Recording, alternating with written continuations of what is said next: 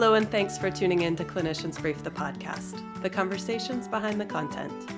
I'm your host, Dr. Alyssa Watson, and my guest today is Dr. Julia Albright, a veterinary behaviorist and associate professor at the University of Tennessee. Dr. Albright recently wrote an article for the July 2022 edition of Clinician's Brief that delved into the complex issue of nighttime restlessness in older dogs and the impacts that this condition can have both on their health as well as on the human-animal bond. You can find Dr. Albright's article entitled Top 5 Tips for Managing Nocturnal Anxiety in Geriatric Dogs in the July 2022 edition of Clinician's Brief. Thank you so much for joining us today, Dr. Albright. How are you doing? I'm doing well. Thanks for having me.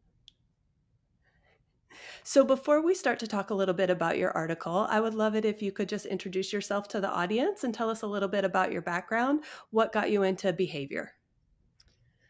Oh, that's an interesting question. Yeah, so like you said before, I'm an associate professor at the University of Tennessee. I also went to vet school here at the University of Tennessee College of Veterinary Medicine. And before that, I got a master's in experimental psychology, also at the University of Tennessee, but over in the psychology department. Really, my love of animal behavior comes from a project during my undergrad days at Vanderbilt University, and we looked at how a type of primate uses vocal communication. Wow, that sounds really exciting. Mm-hmm. So let's talk a little bit about this article that you wrote. I thought this article was wonderful and packed with really great tips. So I have been in general practice for almost 20 years, but I also do some in-home hospice and euthanasia care. And this was very helpful for me because this is one of the things that a lot of clients have concerns about as their dog is aging. And it is one thing that I can sometimes see lead to questions about euthanasia and about, is it time to say goodbye? So you talk about in the article that it's really important when we're managing these, this condition, nighttime waking, anxiety, pacing at night. It's really important to accurately determine what the cause is because there's other things besides cognitive dysfunction that can cause these behaviors. So what are some other conditions that we should be thinking of when an animal presents with nighttime waking? That's a great question because it is a bit of a mystery, right? They can't tell us what's wrong. So we first look at things that could be causing discomfort or pain. So osteoarthritis needs to be addressed. And notice I'm not using the word rule out. These are older patients. They're going to have comorbidities. So it's about addressing everything we can for the best outcome, as opposed to, oh, I've ruled out it's pain, so now let me try anti-anxiety medication. There's a really good chance it's both in this population. But that said, looking at the obvious big categories like osteoarthritis, pain, do we have a new endocrine disorder that is causing PUPD, and therefore they have to eliminate more? Are they itchy? Not necessarily something we think of in geriatric patients, but it could be getting worse. So yeah, those are kind of big categories. I have to say, personal story, I put off a dental way too long in one of my geriatric patients. And I can't tell you how that improved his quality of life, including his quality of sleep. When I just finally it wasn't just a cleaning procedure. He needed almost all his teeth pulled. But yeah, I was kind of kicking myself over that one. Yeah, absolutely. After experiencing some dental pain myself, I really am much more empathetic to our patients that have dental disease and how that can affect everything, that chronic pain. So obviously then we need to think about, you said endocrine diseases, other things. What's the minimum database for these patients when they present? Nothing particularly out of the ordinary. So we do our CBC chem with lights, thyroid screening, the total T4. but urinalysis, but also Get that making sure, urinalysis, I was just about to say. yeah, definitely that urinalysis we want to put in there. And also a minimum database for any patient, cat or dog, over the age of 7. And I guess the guidelines are actually, they phrase it as a dog who's in the last 25% of their life based on breed, which again is about 7 or 8, Hmm. need a minimum. They need to be examined, and best case scenario is that they have that minimum laboratory database every 6 months. And that should definitely include one of these easily accessible behavior questionnaires, so we can start tracking the common signs of cognitive dysfunction. And sleep wake cycle is definitely one of the questions they ask. Sure. And we're going to talk a lot more in the episode about, what is a typical routine and things like that. So before you move on to medications for anxiety, for cognitive dysfunction, do you typically trial, empirical therapies for pain and things first? What are some medications that, you usually use in order to not rule out? Because like you said, a lot of times there's multiple things going on, but in order to make sure we're addressing those things, you know, in tandem with other things that can cause nighttime waking. Yeah, that is the order. It can get tricky, because my caseload is, being at a tertiary institution, is of course going to be a little bit more severe than a lot of our listeners out there. So, just look at the patient in front of you. Do you want to do a week or two of an NSAID or gabapentin, to see if that helps first? Do we have other clinical signs that make us think we might have some GI issues and we want to do an omeprazole trial, an antihistamine trial, for itch or whatever your favorite anti itch therapy is? Or do we think we should maybe just try a bunch of these things at once, and then once we get things stable, maybe then we can start peeling away things that seem a little bit less likely, given the progression of the signs.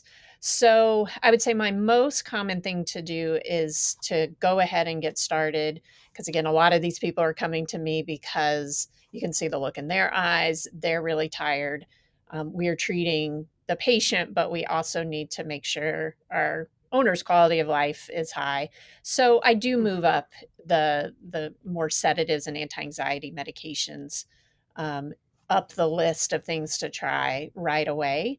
But like you said, it doesn't. We often use, especially like a gabapentin, which might have a combo anti-anxiety effect and pain relief, analgesic And a little effect. bit of Yeah, chronic because at the end pain. of the day, Sure. Sure. yes, we want to figure out what it was, but we want to get the animal stable. We want to get the dog and the client to a happy place, a place that everybody's Yeah. getting some sleep.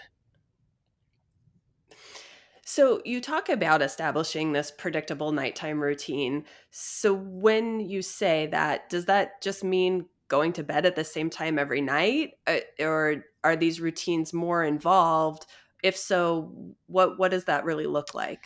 That's another great question, and it's very much going to be tailored to that animal and really the family too. Sort of what's their bedtime routine, because they're all over the place. Is it everybody goes to bed early? Do we have one partner that stays up all night and the other one who goes to bed really early? So we kind of, we don't want to get in there and mess up their routine too much.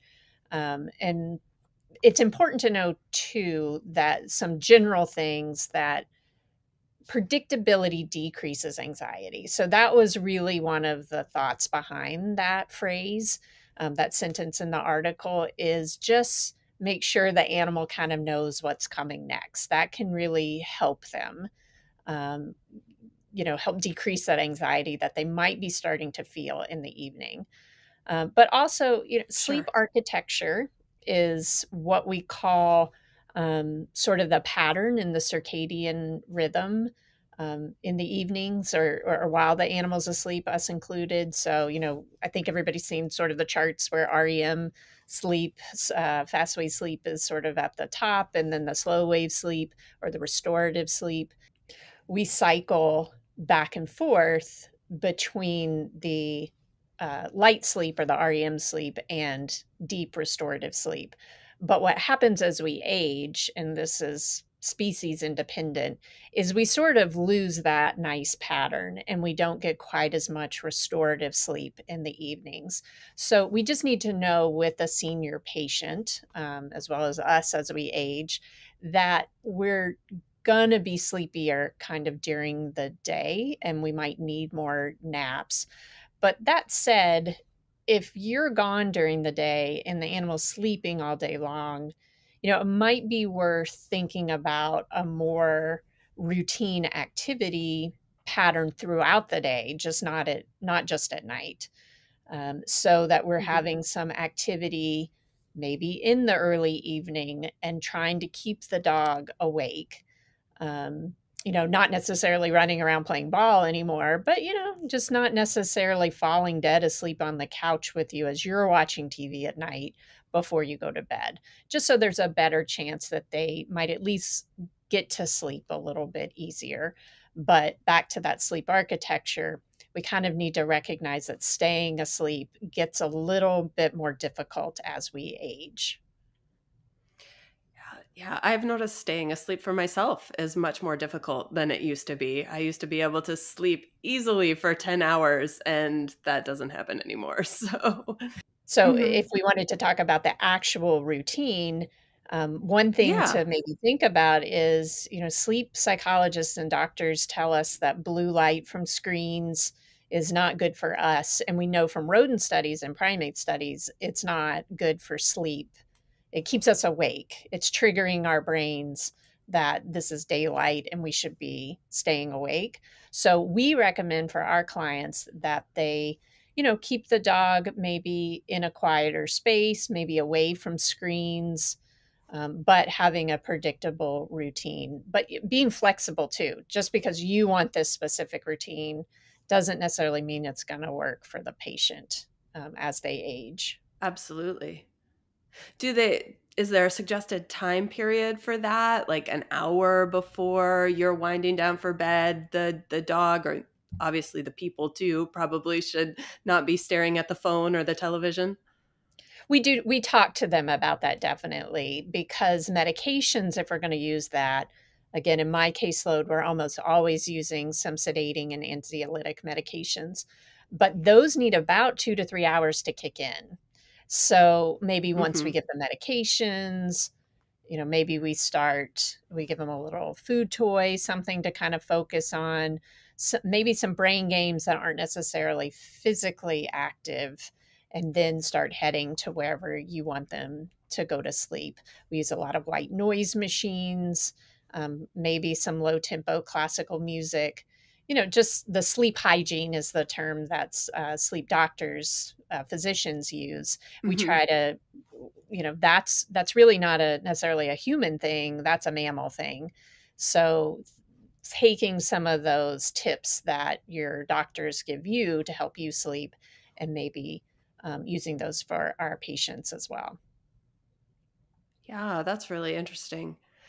You had talked a little bit about the owner's sleep quality, and I kind of want to circle back to that if we could. Um, you do mention in the article that sometimes it's necessary to separate the dog and the owner at night, just so that people can get a good night's sleep and continue, to be that caregiver. You can't be a good caregiver if you're sleep deprived. I know that after having kids, as well as taking care of, sick animals and parents, and so sometimes I worry about that contributing to the dog's anxiety, separating them from the owner. Mhm. So are there other strategies to kind of accomplish that, or what are some tools you can give owners to be able to do that that don't also increase the animal's anxiety then? It is a tough line to walk, because as behaviorists, as veterinarians in general, we want to make sure that the animal welfare is as high as possible. So we are always working first with medications, the sleep hygiene tips that we talked about, blackout shades, the white noise machines, because a lot of these dogs seem to be reacting to external noises. Not all of them, but it seems to be a pretty obvious thing in a lot of cases. So sometimes that can help. But sometimes it gets to a point where we get these older pets that are pacing all night long, regardless of what the external stimuli is. So we talk to them about slowly developing a new sleep space. So it's not going to go well if you stick your 15-year-old dog in the garage. They Right. typically have not spent time in the garage or trying to put them in a crate somewhere, and you've never practiced that before. So we try to, we give them a couple of options based on what might work for their home. Is it a guest room? Is it somewhere as far away from the bedroom as possible? But practice that during the day. I mean, we might even support their decision to, maybe you sleep on the couch with them a couple of nights in that new location. So it's not this cold turkey, now this is your new sleep space. We can't talk to them and explain that to them, right? So we help outline a slow desensitization to that space if that's Perfect. the way we feel we need to go. I have to say we often don't have to do that. We often can get them, at least somewhat stable in the bedroom with medications. You also talked about limiting reactions by owners that could inadvertently reinforce the unwanted behaviors in the dogs. And so, could you give concrete examples of kind of what those reactions would be that would actually reinforce the animal's anxiety or them waking up more? Absolutely. So what most people do when this first starts occurring, when we have this nighttime waking, that they immediately think the dog needs to go outside. It could be right, it could be an incorrect guess. But what happens is the dog realized when I showed these behaviors, it worked to get my caregiver up and outside and paying attention to me. And I don't want you to think this is some manipulative thing. They're needing Hmm. care at that moment and they're upset and anxious often about something. So they want your comfort. So if you it's just a cause and effect, right? If I made this noise and it created them, it caused them to get up, then why would they not use that tactic in the future?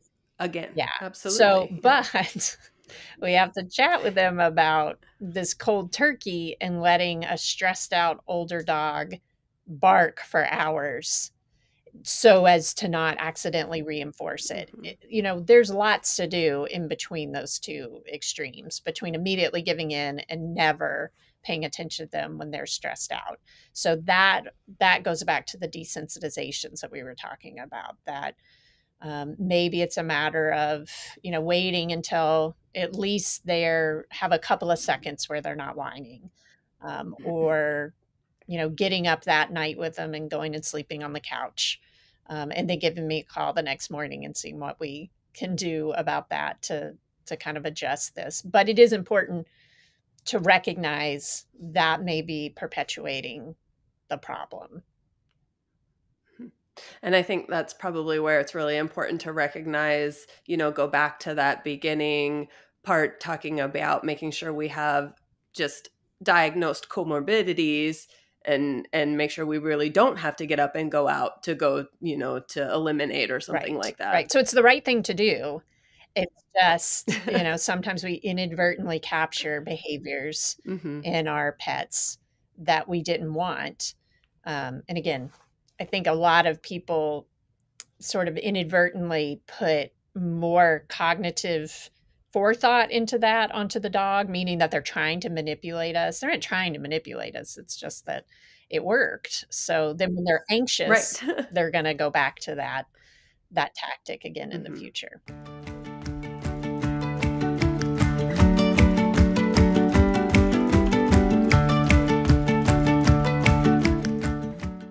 For veterinary teams, time is always in short supply. Enter Plums Pro, the revolutionary all-in-one clinical support tool on a powerful, easy-to-use digital platform. With Plums Pro, you'll find hundreds of peer-reviewed clinical briefs and algorithms to help you work up cases with confidence, along with a library of shareable guides for pet owners to help them feel more confident too. And of course, you'll find accurate, continually updated drug information and tools, including the groundbreaking new drug interaction checker.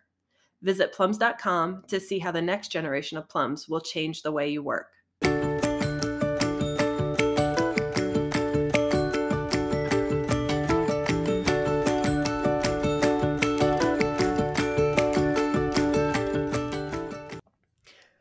So we touched a little bit on this before the break, talking about that kind of desired sleep-wake schedule. You talked a little bit about activities, enrichment activities, and how we need to modify those, especially in older dogs. We're not going to obviously go out to the park and throw the ball for 3 hours in a geriatric dog. But what are some other activities, that owners can do in some of these older dogs to help keep them awake during the day? So it's keeping them awake during the day, but it also we have data now. Dr. Megan Herron, who and her team, when she was at OSU, they did a really nice study to show that senior classes, sort of the opposite of puppy classes, senior classes, didn't necessarily improve the trajectory of cognitive dysfunction, but they maintained versus the control group that continued to decline. So there's really, there's some science behind this. It's not just, preventing them from falling asleep and maintaining that sleep-wake cycle. So things that we can do, again, look at the patient in front of you. If they can do some physical activity, or maybe I should rephrase that and say, whatever physical activity they can do, we should encourage the client to do with them. That it's definitely a use it or lose it, both for the body and the brain. So even just a little bit of physical activity every day, right, is going to be great. That swimming, if you have that option, depending on the time of the year, or if you've got underwater treadmills at a facility in your area, those can be fantastic for these dogs. So physical activity, we know, is positively correlated with cognitive enhancement. But then brain games, and so that can be anything from, food puzzle toys, but that's not the end all be all for enrichment. I encourage my clients to do some trick training, and mixing it up, right? So it's not, everybody has that dog or knows somebody has that dog that they run through all their tricks at once, because there's very little, randomness, or there's very little variability in that. That's not necessarily good for the brain. It is the interaction with us, the social part of that, but also trying to use their brain to figure out what you want and what's going to earn them that reward. That's a great mental enrichment. And then the other puzzle that is not particularly high impact, which can be great for senior patients, are the kind of the nose work or the nose sniffy games that have become so popular. Just getting them to go out and use their nose, their most powerful sense, seems to be a great form of mental stimulation and enrichment in dogs of any age, but it seems to be particularly easy to do in our older patients. You can get those carts too for dogs really of any size. I've seen, Australian Shepherds going down my street when they were getting too old to actually walk around very well. Their caregiver got them one of the big strollers, and that Big strollers. and that dog was so, you could just see, his tongue hanging out. He was just so excited to get out and be experiencing the world. For us, it's vision. For him, getting out and smelling for a little while, a car ride, any of that low impact stuff that's helping the animal experience novel, stimuli, can be a really great thing. Yeah, and I love that you used that phrase, use it or lose it. That's one of my favorite Mhm. ones. So I say that on a weekly basis to people, about their pets, getting out, doing the things, even if they can't physically do what they used to do, just going for those experiences, like you said, in the wagon or the cart. I've seen them Mhm. in wagons. So Or even put the big just, dog in the the front wagon. yard, right? Just Mhm. going out and sniffing in the front or backyard. Something new, can be great. It seems like it is, and now we have that little bit of data, to show that those classes and then the client, then the caregiver actually doing these things at home in between the classes makes a difference. Kind of backed up what Yep. we thought So for years. is there data on, you talk about the sleep wake cycle and the rhythms. Is there data on when the best time of day to do these activities is? Or does it just depend on, the schedule that the client is trying to set up for their particular home? Like, like you said, and I'm in Las Vegas. And so we have, oftentimes I will have families that, one partner works during the day and the other partner works, the overnight shift, because this town never sleeps. Mhm. So Yes, and I've actually done some virtual consults with people in your area that it's too hot during the summer to get out during the day, and they have doggy that's play true dates at too. 3 in the Yeah. morning. Mhm. So, yes, Mhm. there is trying to find that happy medium. So to go back to your original question, I am unaware of any data that says there's a great time to do this, particularly in dogs. Dogs are kind of hard to study, right? Because they've got such heavy musculature on their skull that you can't. It's really hard to do an EEG on an awake dog. All you see is muscle fasciculations for the most part. So we have to extrapolate from other species more often than not. And I have to admit, I'm not fully aware of the best time of day to do all that. But so I'm usually working with the clients, and a lot of ours, I have to say, Mhm. pre-pandemic, had most of our clients had a pretty, 6 to 5. Everybody's up around 6 a.m. and then everybody's getting home somewhere around 5 or so, popping in and out for sports games and things like that. That has changed drastically since the pandemic. I would say a Mhm. good 30% of my clients are still doing largely work from home. So that gives us a little bit more flexibility, right? Even though they're working at home, they can take some breaks to go even on a 10-minute walk with the dog. So, yeah, we're just sort of working with their schedule too and doing the best we can based on their schedule. I'm often asking them to make quite a few accommodations for their senior pet. Do we need to have an indoor potty spot now, because you Mhm. can't get home enough for this patient? So I try to, you know, try to start with the most convenient things and not overload them with complete schedule changes. You also talked in the article about kind of these short training sessions to teach dogs to relax on cue. That was another thing that I was just curious, like, about a little bit more detail. So what do those sessions look like, and what cues are you using, and how do we then use those in the middle of the night, if the dog is waking? That's a great question because it kind of comes down to the difference between behavior modification, a program with somebody like a veterinary behaviorist or our team or other reward based trainers that focus on emotion, not just what you see, the behavior. Because it's real easy to get a shock collar and teach a downstay that they don't move from. That is not what we want to do. It's really not what we want to do for most dogs. It's going to come with a load of side effects, but it's really a bad idea in these cases. So it's Mhm. about relaxation on cue. It starts with a basic downstay training that, we're if anybody's ever done that, it's little steps back and away from the animal and then gradually increasing your time and distance away from them.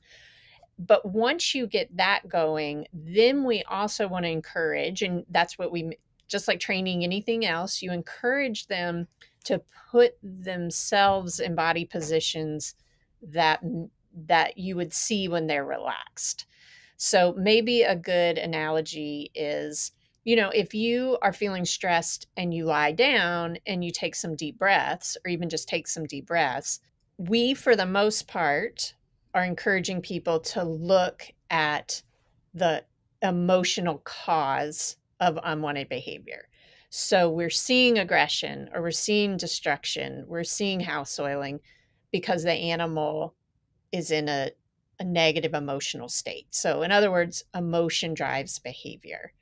But there are some times where we can behave in a certain way. We can get our body to do certain things that actually encourage a calm emotional state. So it's kind of the opposite. And again, a good example of that is taking some deep breaths. So that's the behavior of taking a deep breath. But the biofeedback aspect of it is your body kind of calms down. So for dogs, we can try to encourage them to take deep breaths. But one of the easiest things to do, or a good way to start, is by not just downstay, right, like a sphinx, but Mm-hmm. encouraging them to go to a spot and flip those hips out. Because that's, if you stop and Mm-hmm. think about, what does your dog and cat look like when they're feeling relaxed? The most relaxed is flat out, and then anytime their hips are out, that's a more relaxed animal. And when you're trying to teach them to do this, it's very difficult for a dog to keep that position if they're feeling stressed out. So the longer they can hold it, the more you actually see the other body language indicative of relaxation. You see that, that shift from sympathetic to parasympathetic. And we do sort of quietly capture other behaviors that let us know that they're feeling more relaxed. So if you see the deep breath, good, you give them a little feedback. So that's what we mean by kind of relaxation on cue. We're cueing them to go to their spot, we're cueing them to flip the hips out. But we've also worked a lot during the day on, this is the place, the relaxation mat, and we encourage you to relax in this place. So then it's more likely to be a useful tool in the middle of the night when they're feeling stressed out. We can lead them over to the spot. So it took me a few minutes to explain that. It's going to take a while to actually do it, right? So not all of our clients necessarily have that much time, that they need help now. So that's why we're often, if we can catch it early, or the client is motivated enough, we can use it pretty quickly. But it's not going to be ready for prime time 2 nights from now. That's for sure. Mm-hmm. Yep. And I think that kind of leads us pretty nicely into the next topic that I wanted to talk about, was a lot of these, therapeutic agents, using medications in order to help these dogs relax, in order to help everyone in the house get a good night's sleep. There is a really wonderful comprehensive table of these agents, in the article. We're not going to go through every medication in detail because we don't have time to do that. And you did such a wonderful job there. So I encourage all of our listeners to go take a look at that. But I would like, if we could, to just talk about a few of the different classes of medications, like the benzodiazepines, the alpha 2 agonists. So just in general, could you talk a little bit about those classes of meds and when we would reach for those? Yes, great question, because what we're doing in our pets, in our dogs, is these medications are general anxiolytic medications. These are not necessarily sleep enhancing. So if you come to us for thunderstorm phobia or a generalized anxiety, you're going to see us reach for a lot of the same medications, and we're going to titrate the dose for the animal, but also for the situation. So a lot of these medications at lower dose The dexmedetomidine is a great example. We use it every single day as a pre-med, and we get a pretty profound sedation, even though short term, whereas the same product you can buy in gel form that's FDA approved for noise phobia, right? So we're using kind of higher ends of the dose range to create sedation. And there's no one magic medication. And I always tell clients and I always tell veterinarians that call for a consult, we don't have anything in our back pocket for you to get 8 good hours of sleep out of this dog. It's just their metabolism, their clearance. They don't reach the same sedation level that we do with them in the first place. And then if they're anxious and have cognitive decline on top of that, they just don't have the same effect. That said, I don't want people to give up, we have lots of options, but we have to be realistic as well. So, trazodone, our alpha 2s, our GABAergic medications, those are all, we use them in layers often to hit that anxiety, because a lot of these dogs are feeling anxious, and that's part of the insomnia. But also to kind of get that sedating profile out of these medications as well. So same medications that you would use for specific stressful events are our go-to for this problem as well. And we absolutely get them started on our chronic maintenance medications like SSRIs or TCAs. Don't tend to use TCAs too much in geriatric animals. We want to stay away from anticholinergic medications if possible. Those have been associated with cognitive decline in people. But yeah, some of the safer SSRIs like generic Zoloft, for example. This is going to be a chronic problem. Let's go ahead and get them started, even though it's not going to help tomorrow night. Could be one layer, depending on the patient. Now, I have had many clients over the years ask about giving human sleep aids, like medications specifically, for aiding in falling asleep for people, like things like Lunesta and Ambien. My understanding is these are contraindicated in dogs and cats. Is that correct? I don't know if contraindicated is the right word, just not studied very well. And we veterinary behaviorists, we sort of have to be a little bit creative, right? Because there's not a lot of studies and data out there on these medications. So I have tried them. They are, depending on what country you're in and what article you're reading, they have different names, but typically they do affect the GABA system, just like our benzodiazepines, but they're often referred to as hypnotics or non-benzodiazepines. They tend to have a much shorter half-life in people. So therefore, it helps people fall asleep, but not necessarily feel groggy. And that said, it doesn't, for a lot of people, it doesn't help them stay asleep very long. So I have tried them. I did not find them to be any more helpful than the average benzodiazepine. So I think it's just, dogs in particular who we would be most likely to reach for with these. It just, at the time, it wasn't worth the cost, and I don't think they're very expensive anymore, but the results did not seem to be worth pursuing anymore.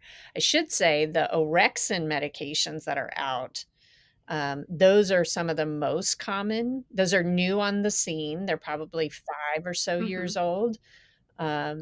So those are, yes, they're based in, they alter the orexin cycle, or the orexin pathway, I should say. And those have been pretty helpful in people. So a completely different mechanism. So when they become more affordable, I'll be really anxious to see if that's a potential. I don't know if you want to cut that out if it's way too off label, but it kind of falls in the same category, because I get asked about those a lot, because I think they're the new kid on the block, and doctors are prescribing them a lot for some of my clients. So they want to know about it. Yeah, so it sounds like there might be some new things on the horizon, which would be exciting. Another thing that I get asked about a lot is supplements.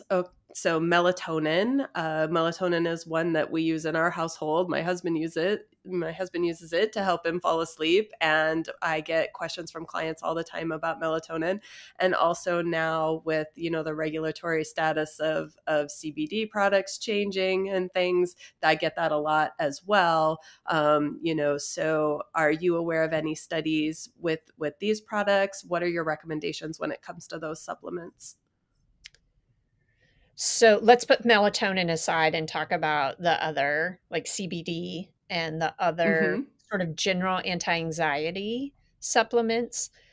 Sure, they could. So, as far as studies, there's really no studies specifically for sleep in dogs with those products. But if that animal has a good effect from that, and we're using a high quality product, so that's the thing I always have to talk to my clients about is if you pick a high quality veterinary product, it's likely to be very safe if you wanted to give it a try. And I Right. always ask them to look for that seal, right? The National Animal Supplement Council, or NASC, that gold seal on the product to make everybody feel better, or at least to be coming from one of the reputable veterinary companies, that it may be a layer that can help your animal fall asleep, potentially stay asleep a little bit longer.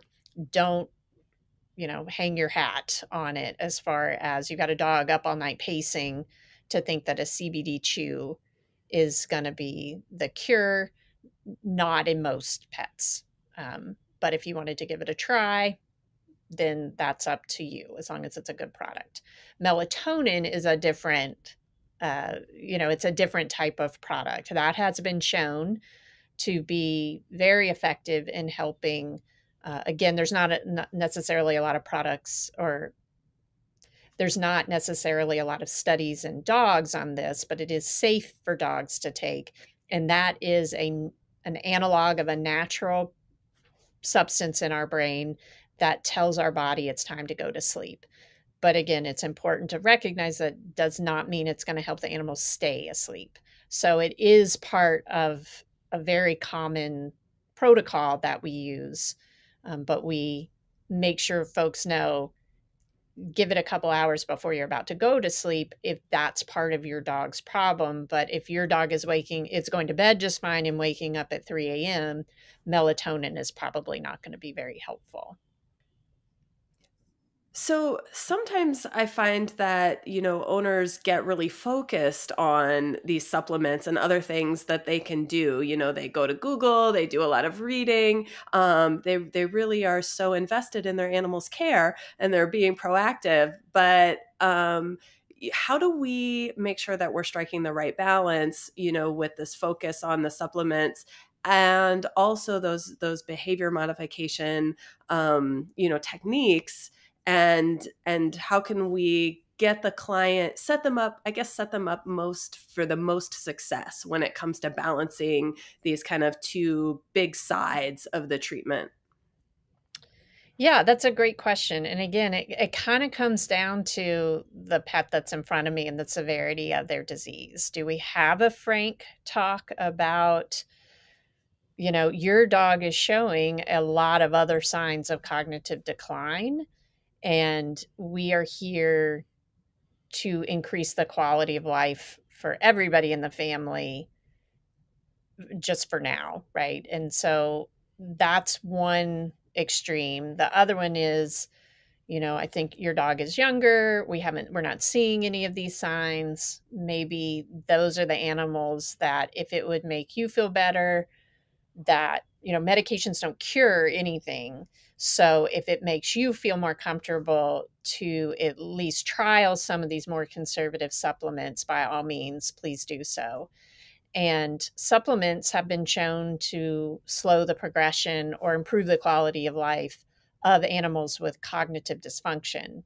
And there are medications that are appropriate for that as well. But I do tend to start, if I see cognitive decline, the dietary supplements. We absolutely get them started on the medium chain triglycerides, the antioxidants.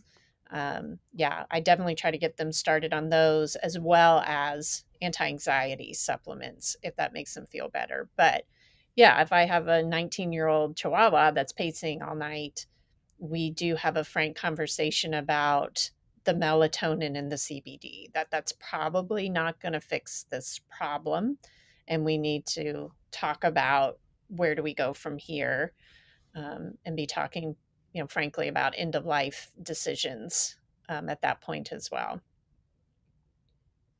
But there's lots in between. That was ending on a negative note. There's lots we can do in between. We have many patients that we have helped the clients successfully manage for 1, 2, 3 years.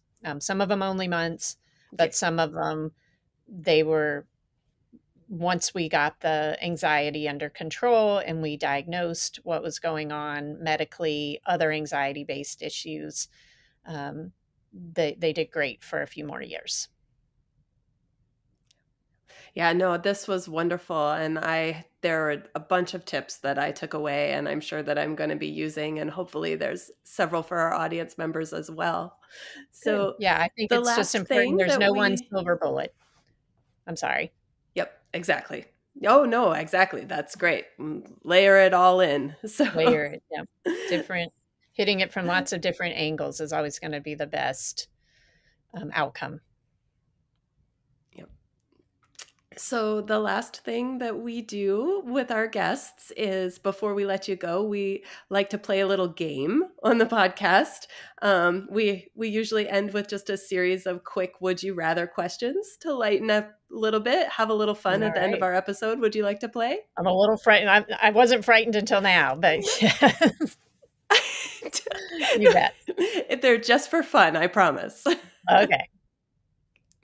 So would you rather? So I'm choosing one. Okay. Would you rather? Yep, okay. You're choosing one. Yep. Hit me. Okay. And it's completely opinion based. There's no right or wrong answer. Which worries me. So would you rather examine would you rather examine an aggressive Great Dane or an aggressive Chihuahua? Oh, goodness. That's for behaviorists, that's a very complex question, right? Because a lot goes into that. If we're talking about fresh, that nobody's ever worked with this animal before, probably a Chihuahua, actually. That might be the obvious answer, or the opposite, that people joke, I'd rather work with a Great Dane, but probably a Chihuahua. You take the Chihuahua. All right. I will. If you had to practice without one of them, would you rather practice without gabapentin or without trazodone? Trazodone. Trazodone. Okay. Yeah. No pause there. I use so much gabapentin in cats and dogs. Yeah. Mm-hmm. Would you rather continue teaching but no longer practice, or continue practicing but not teach any longer? That's a tough one because I love both my clients and my students, but I think I'd prefer the teaching. All right. So if you had to see a griffin, like the mythical creature, like half lion, half eagle, and it came in for obsessive compulsive, would it barber its abdomen like a cat, or would it pluck out all its feathers like a bird? I think it would pluck out all its feathers like a bird. That's my guess. It's I think so too, because I think it has like the head of the eagle. Yeah, and I think because it's an eagle, if it's, living in captivity, it's probably more stressed out than the average cat that is living in a household, especially my cats who rule the roost. So I'm going to go with the feather pluck. Okay. See, I told you it was super easy. Those were some questions, man. I had to stop and I was like, but it's not that simple. But what if the Great Dane is basket muzzle trained beforehand, What if he's got gabapentin on board, but the Chihuahua doesn't? Anyway. So thank you so much again for joining us, Dr. Albright. This was wonderful. I also did want to just give a little recognition. I know that you co-authored this article on the top 5 tips for managing nocturnal anxiety in geriatric dogs with your resident, Dr. Kevin Flaum. So I just wanted to give a little shout out to him too, because it was really a great piece. Thank you very much. Thank you for giving me the opportunity to talk about this very important topic. Thank you for listening to today's episode. If you enjoyed our episode, you can find us wherever you listen to your favorite podcasts, including a video version now available on YouTube. While you're there, make sure you subscribe, rate, and review us. You can also listen to or watch our podcast episodes on our website at cliniciansbrief.com/podcasts, or drop us a line at podcasts@briefmedia.com. Clinicians Brief the Podcast is a Brief Media production, produced by Alexis, Ussery, and hosted by Dr. Alyssa Watson.